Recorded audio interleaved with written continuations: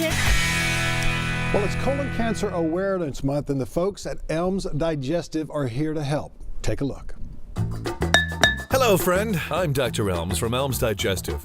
Here at Elms, we care for your digestive health. We treat heartburn, diarrhea, indigestion, constipation, and we test to make sure your colon is cancer-free. Don't be shy about coming in to see us. We are here to make you and your belly stay in tip-top shape. Paging Dr. Elms. Oh, that's me. Gotta go now, but come see us soon. And don't forget, there's no referral needed. Remember, March is Colon Cancer Awareness Month. Book your screening appointment now.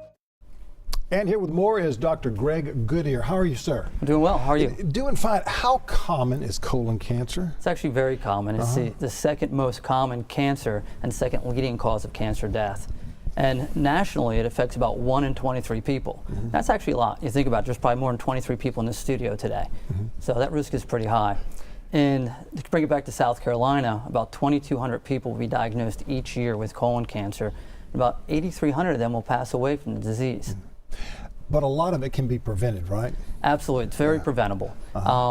With colon cancer, 80% of colon cancers, if found early enough, are treatable and they're curable.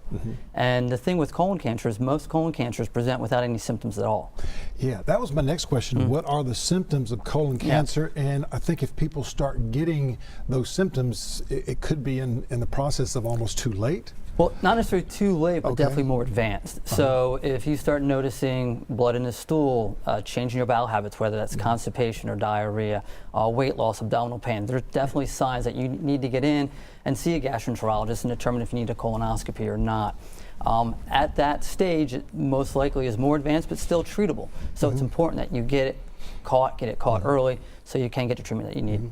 I know years ago, right when I turned 50, my doctor says, have you had a colonoscopy? I said no, and he said, it's your time to have one.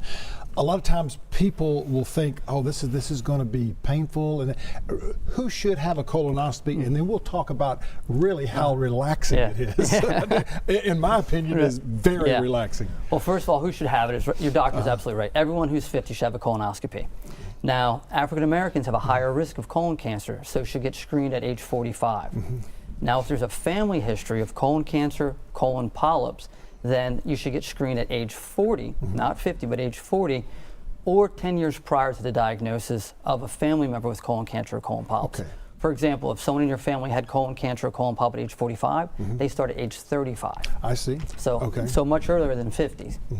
Let's talk about the procedure of getting a colonoscopy. It used to be you had to drink the big gallon of fluid and you had to stay within 5 feet of the bathroom for hours. That has changed over the last several years. It has changed. At Elms Digestive, we've gone through efforts to make the procedure as comfortable, as easy as possible, and very accessible. And to talk about the bowel prep, everyone dreads drinking that gallon of bowel prep. We've steered away from that now. We have better preps now. There's a pill prep you can take.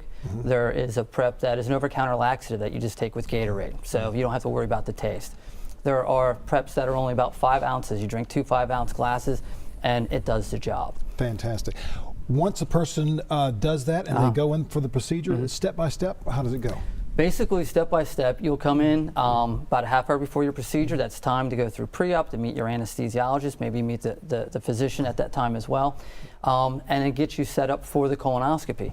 The procedure itself only takes a half hour, but for you it just seems like a few seconds. You talked about the sleep. It's a great sleep. You're put completely to sleep. You don't feel a thing. I tell you, I'm going on my 5th one, I think, coming up, possibly in September, and it is the best wake up in the world. It's just bliss. People, and you say things that you really don't realize.